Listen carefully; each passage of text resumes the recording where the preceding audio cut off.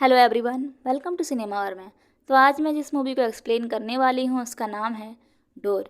ये मूवी 2006 में रिलीज़ हुई थी। इस मूवी में लीड रोल में श्रेयस तलपड़े, आयशा टाकिया और गुलपनाग हैं। इस मूवी में हम दो ऐसी औरतों की कहानी देखेंगे जो रहती तो अलग अलग है, लेकिन किस्मत उनको एक मोड़ पर लाकर खड़ा कर देती है। तो चलिए शुरू करते हैं। मूवी के स्टार्ट में हम हिमाचल प्रदेश में जीनत और आमिर को देखते हैं, जो एक दूसरे से बहुत प्यार करते हैं और जल्द ही एक दूसरे से शादी भी कर लेते हैं, क्योंकि आमिर को सऊदी अरब जाना होता है नौकरी करने के लिए। इसके बाद हम राजस्थान के जोधपुर में एक छोटा सा गांव देखते हैं, जहां पर हम शंकर सिंह और उसकी पत्नी मीरा को देखते हैं, जिनकी हाल ही में शादी हुई है। शंकर के घर में उसके पिता रणधीर सिंह, माँ गौरी सिंह और उसकी दादी रहती हैं। और शंकर भी सऊदी अरब जाने वाला है काम करने के लिए, क्योंकि उसका परिवार कर्ज में डूबा हुआ है और उनकी हवेली भी गिरवी पड़ी है चोपड़ा नाम के आदमी के पास। फिर हम देखते हैं कि शंकर सऊदी अरब जाने के लिए अपने घर से निकल जाता है और वहीं हिमाचल में आमिर भी सऊदी अरब जाने के लिए निकल जाता है। फिर सऊदी अरब पहुंचने के बाद शंकर वहां से पैसे भेजने लगता है कमाकर अपने घर वालों के लिए। और मीरा भी कभी कभी शंकर से फ़ोन पर बात कर लेती है किसी और के मोबाइल से। शंकर के भेजे हुए पैसे से शंकर के पिता रणधीर का कर्ज काफ़ी हद तक कम हो जाता है। तो रणधीर सिंह अपनी पत्नी के सामने अपनी बहू यानी मीरा की तारीफ़ करने लगते हैं कि देखो, बहू के आने से हमारे घर में कितनी खुशियाँ आ गई हैं, नहीं तो तुम्हारा बेटा तो बिल्कुल निकम्मा था। बहू ने तो हमारे बेटे की किस्मत ही संवार दी है, ये तो हमारे घर में लक्ष्मी बनकर आई है। तो इस पर रणधीर सिंह की पत्नी कुछ नहीं कहती। उधर हिमाचल में जीनत भी आमिर से फ़ोन पर कभी कभी बात करके उसका हालचाल जान लेती थी, और शंकर की तरह आमिर भी अपने घर वालों के लिए पैसे भेजता था। दरअसल शंकर और आमिर सऊदी अरब में एक साथ ही रहते थे। फिर ऐसे ही काफ़ी वक्त बीत जाता है। फिर जब शंकर पैसे नहीं भिजवाता तो मीरा शंकर से फ़ोन पर बात करने के लिए उसे फ़ोन लगाती है। फ़ोन पर मीरा को मालूम चलता है कि शंकर की मौत हो गई है। शंकर के साथ रहने वाले आमिर से शंकर का झगड़ा हो गया था, जिसमें गलती से शंकर की मौत हो गई। उधर हिमाचल में जीनत को भी ये बात मालूम चलती है कि आमिर को किसी के खून के इल्ज़ाम में गिरफ्तार कर लिया गया है। इधर जोधपुर में शंकर के घरवाले उसकी मौत से काफ़ी दुखी होते हैं और मीरा की तो दुनिया ही उजड़ जाती है। उसके सारे गहने और रंगीन कपड़े उससे ले लिए जाते हैं और उसे सिर्फ सादे कपड़े पहनने को दे दिए जाते हैं, कोई साज श्रृंगार नहीं। और अब वो सिर्फ काले या नीले कपड़े ही पहनती है और उसके ससुराल वाले उसे ही जिम्मेदार मानते हैं शंकर की मौत का। मीरा भी अब काफ़ी गुमसुम और शांत रहने लगती है शंकर की मौत के बाद। उधर जीनत को दिल्ली से आया हुआ एक ऑफिसर बताता है कि आमिर को शंकर के खून के इल्ज़ाम में फांसी होने वाली है 2 महीने बाद, लेकिन आमिर बच सकता है अगर शंकर की बीवी आमिर को माफ़ कर दे और इस माफ़ीनामे पर दस्तखत कर दे, क्योंकि सऊदी अरब में कानून है कि अगर मरने वाले की पत्नी उसके कातिल को माफ़ कर दे तो उसे सज़ा नहीं होगी। और शंकर को तो आमिर ने जानबूझकर मारा भी नहीं है, वो तो गलती से बालकनी से नीचे गिर गया। तो जीनत इस पर कहती है कि आप ये माफ़ीनामा शंकर की पत्नी को जल्दी से भिजवा दीजिए। फिर ऑफिसर जीनत की बात सुनकर कहता है कि शंकर की पत्नी राजस्थान में रहती है, इतना तो हमें मालूम है, लेकिन उसने अपना एड्रेस गलत दिया था, जिसकी वजह से हमें नहीं मालूम कि राजस्थान में वो किस जगह पर रहता था। ये सुनने के बाद जीनत खुद ही शंकर की पत्नी को ढूंढने का मन बना लेती है आमिर को बचाने के लिए। फिर जीनत हिमाचल से राजस्थान के लिए निकल जाती है। जीनत के पास आमिर और शंकर की एक तस्वीर होती है, जो बहुत पहले आमिर ने ही जीनत को भिजवाई थी, जिसके सहारे वो शंकर की पत्नी को खोजने चल देती है। इधर शंकर के घर में उसके जाने के बाद पैसों की तंगी हो जाती है और यहाँ पर भी शंकर के घर वाले मीरा को ही दोष देने लगते हैं। फिर हम जीनत को देखते हैं जो राजस्थान पहुँच चुकी होती है और वो एक ढाबे पर बैठकर खाना खा रही होती है। तभी वहाँ एक ठग ज्योतिषी के भेष में आता है, जो लोगों को बेवकूफ़ बनाकर उनसे पैसे कमाने का काम करता था। इस मूवी में इस ठग का कोई नाम नहीं है, तो हम इसे बहरूपिया बुलाएंगे। फिलहाल वो एक ज्योतिषी बनकर जीनत से कहता है कि तुम यहाँ किसी की तलाश में बहुत दूर से आई हो, लेकिन जीनत भी उसके इरादे भाप जाती है और जान जाती है कि वो उसे बेवकूफ़ बनाने की कोशिश कर रहा है। अगले सीन में हम मीरा को देखते हैं, जो शंकर के सामान को देखकर रोने लगती है। तो उसकी दादी सास उसे संभालती हैं और कहती हैं कि मैं तेरा दुख समझ सकती हूँ, क्योंकि मैं भी इस दौर से गुजर चुकी हूँ, मुझे भी ऐसे ही लोगों के ताने सुनने पड़ते थे। यहाँ पर मैं आपको बता दूँ कि पहले शंकर की दादी भी मीरा को पसंद नहीं करती थी, लेकिन अब वो मीरा को समझने लगी थी। इसके बाद हम शंकर के पिता रणधीर सिंह और चोपड़ा को देखते हैं, जिसको उन्होंने अपनी हवेली किराए पर दी हुई है, पैसों की तंगी होने के कारण। यहाँ पर शंकर का पिता कहता है कि ये हवेली मेरी हो जाती अगर शंकर की मौत नहीं हुई होती तो। मतलब इस लालची आदमी को देख लो, अपने बेटे की मौत का गम नहीं है इसको, अपनी हवेली की पड़ी हुई है। इस पर चोपड़ा शंकर के पिता को कहता है कि आप इस हवेली को होटल में तब्दील क्यों नहीं करवा देते। तो शंकर का पिता कहता है कि क्या कोई अपनी इज्जत या आबरू बेचता है। ये हवेली भी मेरे लिए मेरी इज्जत है। मैं कर्ज में डूबा हुआ हूँ, इसलिए मैंने आपको ये हवेली किराए पर दी है। एक दिन मैं ये हवेली आपसे वापस ले लूँगा। फिर हम जीनत को देखते हैं, जो रात में एक सुनसान जगह पर होती है। तो दो आदमी उसे अकेला देखकर परेशान करने की कोशिश करते हैं। तभी बहरूपिया वहाँ पर इंस्पेक्टर के भेष में आ जाता है, जिसे देखकर वो दोनों आदमी वहाँ से भाग जाते हैं। इसके बाद बहरूपिया जीनत से पूछता है कि वो यहाँ पर क्या करने आई है। इस पर जीनत उसको सारी बात बता देती है कि वो यहाँ पर शंकर की पत्नी को ढूंढने आई है, ताकि वो अपने पति को सजा से बचा सके। जीनत की बात सुनकर बहरूपिया जीनत की मदद करने को तैयार हो जाता है, और सबसे पहले वो लोग शंकर और आमिर की फ़ोटो को बड़ा करवाते हैं, क्योंकि उस फोटो के बैकग्राउंड में शंकर और उसकी पत्नी की फ़ोटो होती है। फिर जीनत और बहरूपिया शंकर की पत्नी की तलाश में जोधपुर आ जाते हैं, जहाँ पर बहरूपिया एक हिस्ट्री टीचर की मदद लेता है शंकर का पता ढूंढने के लिए।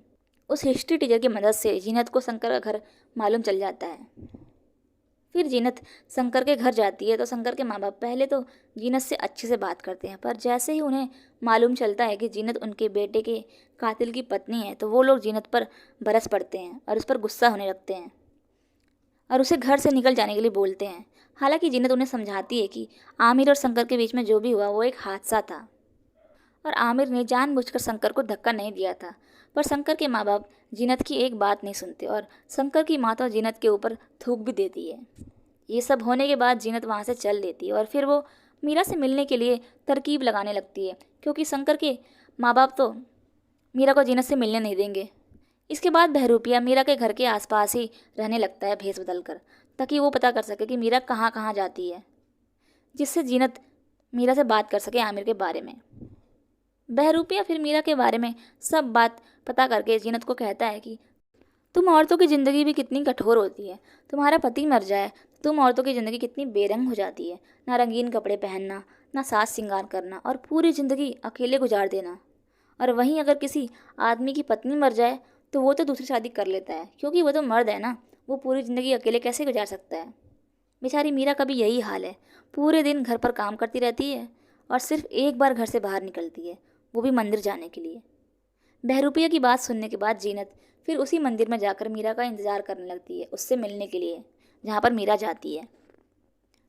फिर मीरा के मंदिर में आते ही जीनत उससे अपनी मदद करने के लिए बोलने लगती है। तो मीरा को लगता है कि जीनत अपने पति को ढूंढने यहाँ पर आई है, जो यहाँ पर काम करने आया था। फिर जीनत भी मीरा को सच नहीं बताती है कि वो यहाँ पर अपने पति की सज़ा माफ़ करवाने आई है। जीनत मीरा से कहती है कि मैं तुम्हें अपने पति की तस्वीर देना चाहती हूँ, जिससे तुम्हें मेरे पति को ढूंढने में आसानी होगी। तो क्या तुम कल दोबारा मुझसे मिलने यहाँ पर आओगी। इस पर मीरा कहती है हाँ क्यों नहीं, मैं यहाँ पर रोज़ आती हूँ। फिर रात में बहरूपिया जीनत से पूछता है तुमने मीरा को सच क्यों नहीं बताया कि तुम यहाँ पर उससे मिलने आई थी। जिस पर जीनत कहती है उसे देखकर मेरी हिम्मत ही नहीं हुई उसे सच बताने की। पहले मैं मीरा को और अच्छे से जान जाऊँ, फिर मैं उसे सब बता दूँगी। अगले दिन मीरा एक छोटी लड़की नीला के साथ मंदिर आती है, और जीनत वहाँ पर पहले से मीरा का इंतज़ार कर रही होती है। तो जीनत नीला के बारे में पूछती है कि ये लड़की कौन है, तुम्हारी बहन है क्या। तो मीरा कहती है नहीं, ये शंकर को कुएं में पड़ी हुई मिली थी, किसी ने फेंक दिया था, लड़की है ना इसलिए। बेटियों का यहाँ पर क्या काम, लोग बेटियों को यहाँ पर मुसीबत जो समझते हैं। हमारे यहाँ जो काम करता है उसने नीला को गोद लिया हुआ है, वही इसकी देखरेख करता है। फिर जीनत मीरा को आमिर की तस्वीर दे देती है। तो मीरा कहती है मैं चोपड़ा साहब से बात करूँगी, क्योंकि वो यहाँ पर फैक्ट्री लगा रहे हैं, शायद उन्हें तुम्हारे पति के बारे में कुछ मालूम हो। फिर मीरा और जीनत बातें कर रही होती हैं। तो नीला कहती है मीरा दीदी, पहले तो आप कितने रसगुल्ले खाती थी, पर अब तो देखती भी नहीं हो। तो इस बात पर जीनत कहती है क्यों, रसगुल्ले खाने के लिए भी क्या किसी की इजाज़त लेनी पड़ती है। तो मीरा कहती है नहीं, मैं नहीं खा सकती हूँ, क्योंकि मुझे मना किया गया है। क्योंकि पति के गुजरने के बाद विधवा औरतें सादा जीवन जीती हैं, अपने आप के लिए क्या जीना पति के जाने के बाद। मीरा की बात सुनकर जीनत उसे समझाती है कि अपने लिए जीना कोई गलत बात थोड़ी है। चलो आज मैं तुम लोगों को रसगुल्ले खिलाती हूँ। फिर जीनत मीरा और नीला को लेकर रसगुल्ले खाने चल देती है। जीनत के साथ रहकर मीरा भी अब अपने लिए जीना सीखने लगी थी। इसी तरह जीनत और मीरा अब रोज़ मंदिर में मिलने लगती हैं और इस तरह काफ़ी दिन बीत जाते हैं। फिर एक दिन मीरा मंदिर आ रही होती है तो रास्ते में किसी फिल्मी गाने की आवाज़ सुनकर मीरा नाचने लगती है, पर फिर मंदिर आकर वो उदास होकर बैठ जाती है। तो जीनत उससे पूछती है कि ऐसे अपना चेहरा क्यों लटका रखा है तुमने। तो मीरा कहती है कि आज शंकर का जन्मदिन है और मैं आज नाच रही थी मंदिर आते वक्त। तो जीनत कहती है तो इसमें गलत क्या है। इस पर मीरा कहती है विधवा औरतों को नाचना गाना मना है, वो सिर्फ अपने पति के मरने का शौक करती हैं। विधवाओं को खुश होने का कोई हक नहीं है। मीरा की बात सुनकर जीनत फिर से मीरा को समझाती है कि हम औरतों को भी अपनी ज़िंदगी जीने का हक है। ये समाज हमेशा से सिर्फ औरतों पर ही बंदी से लगाता आया है कि उसे क्या करना है और क्या नहीं करना है, क्या पहनना चाहिए या फिर कैसे बोलना चाहिए। मर्दों को तो कोई नहीं कहता कि वो अपनी इच्छाएं मार के जिएं, वो तो अपनी ज़िंदगी अपने हिसाब से जीते हैं। तो फिर हम औरतें क्यों नहीं जीती हैं अपनी ज़िंदगी अपने हिसाब से। हर प्रथा या रीति रिवाज को चलाने का ठेका क्या हम औरतों ने ही ले रखा है। देखो मीरा, तुम्हें भी अपने जीवन को अपने तरीके से जीना सीखना होगा। फिर जीनत और मीरा शंकर की फेवरेट मूवी देखने जाते हैं। मूवी देखने के बाद मीरा बहुत खुश होती है और फिर मीरा जीनत को लेकर ऊँट की सवारी करने जाती है, जहाँ पर हम बहरूपिये को देखते हैं जो ऊँट की सवारी का काम कर रहा था। जीनत और मीरा उसी के ऊँट पर बैठकर सवारी करने का फैसला करती हैं, पर वो ऊँट तो उठने का नाम ही नहीं लेता, क्योंकि बेचारे बहरूपिये को तो ऊँट चलाना आता ही नहीं था। बेचारे बहरूपिये का तो पोपट हो जाता है। फिर वो ऊँट मीरा के कहने पर उठता है। इसके बाद ये सभी रेगिस्तान में रेडियो पर चल रहे गाने पर डांस करने लगते हैं और यहाँ पर मीरा बहुत खुश होती है डांस करते वक्त। फिर जब मीरा घर चली जाती है तो बहरूपिया दोबारा जीनत से पूछता है कि तुम मीरा को सच्चाई कब बताने वाली हो आमिर के बारे में। तो जीनत कहती है कि मुझे भी बहुत बुरा लग रहा है कि मैंने मीरा से झूठ बोला है, लेकिन मैं अब उसे अपना सच्चा दोस्त मानने लगी हूँ और मैं उसे कैसे कह दूँ कि मैं यहाँ पर उसके पति के कातिल के माफ़ीनामे पर दस्तखत करवाने आई हूँ। इसके बाद हम मीरा को देखते हैं जो फैक्ट्री के मालिक चोपड़ा से मिलने जाती है और उनसे जीनत के पति आमिर को ढूंढने के लिए कहती है। फिर अगले सीन में हम बहरूपिया और जीनत को देखते हैं। बहरूपिया जीनत से कहता है कि मुझे यहाँ से कहीं और जाना है, इसीलिए अब मैं तुम्हारी मदद नहीं कर पाऊँगा। तो जीनत बहरूपिया को कहती है कि आमिर के माँ बाप को फ़ोन पर मेरी खबर दे देना कि मैं यहाँ पर बिल्कुल ठीक हूँ। इसके बाद हम फैक्ट्री के मालिक चोपड़ा और मीरा के ससुर रणधीर सिंह को बात करते हुए देखते हैं। चोपड़ा रणधीर सिंह से कहता है कि मैं आपका कर्ज माफ़ कर सकता हूँ, पर बदले में मुझे भी कुछ चाहिए। तो रणधीर सिंह कहता है मेरे पास ऐसा क्या है आपको देने के लिए। तो चोपड़ा कहता है मुझे आपकी बहू मीरा चाहिए, सिर्फ तब तक जब तक फैक्ट्री का काम चल रहा है, उसके बाद आपको अपनी बहू वापस मिल जाएगी। रणधीर सिंह भी मीरा का सौदा करने के लिए तैयार हो जाता है 5 लाख रुपए में। वैसे तो इस रणधीर सिंह को अपनी इज्जत बहुत प्यारी है, पर बहू की इज्जत और मान सम्मान का इसे कोई ख्याल नहीं है। ऐसे रणधीर सिंह जैसे लालची और स्वार्थी लोगों की वजह से ही औरतें कहीं भी सुरक्षित नहीं हैं। फिर हम बहरूपिया को देखते हैं जो वापस आकर जीनत को खबर देता है कि आमिर को 2 दिन बाद सज़ा मिलने वाली है और अगर तुमने जल्दी ही मीरा से माफ़ीनामे पर साइन नहीं करवाया तो बहुत देर हो जाएगी।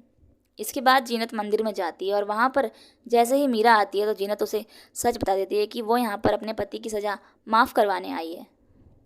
अगर मीरा आमिर के इस माफ़ीनामे पर दस्तखत कर दे तो जीनत के पति की सज़ा रोक दी जाएगी। जीनत माफ़ीनामे का कागज़ मीरा को दे देती है, पर मीरा जीनत पर बहुत ज़्यादा गुस्सा हो जाती है और कहती है कि भले ही मेरे पति शंकर की मौत एक हादसा हो, पर मैं मेरे पति के कातिल को माफ़ नहीं करूँगी। ये कहकर मीरा वहाँ से चल देती है। मीरा का जवाब सुनकर जीनत अंदर से टूट जाती है और वो हार मान जाती है, इसीलिए वो बिना माफ़ीनामे पर दस्तखत करवाए ही वापस जाने का फैसला करती है। उधर मीरा जब घर जाती है तो रणधीर सिंह मीरा पर गुस्सा करने लगता है, क्योंकि उन्हें मालूम चल गया था कि मीरा जीनत से मिलने जाती है मंदिर में।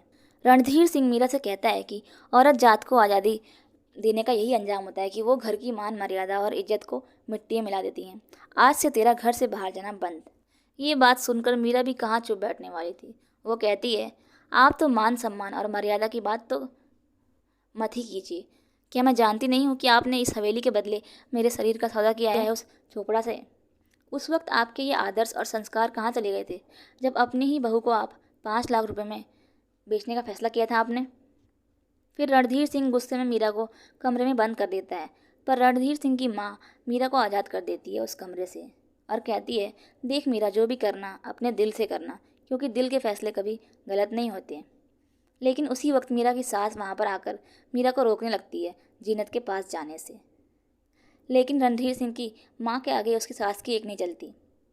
फिर मीरा भाग कर मंदिर जाती है, जहाँ पर मीरा को जीनत की चिट्ठी मिलती है, जिसे पढ़कर वह जान जाती है कि जीनत वापस जा रही है।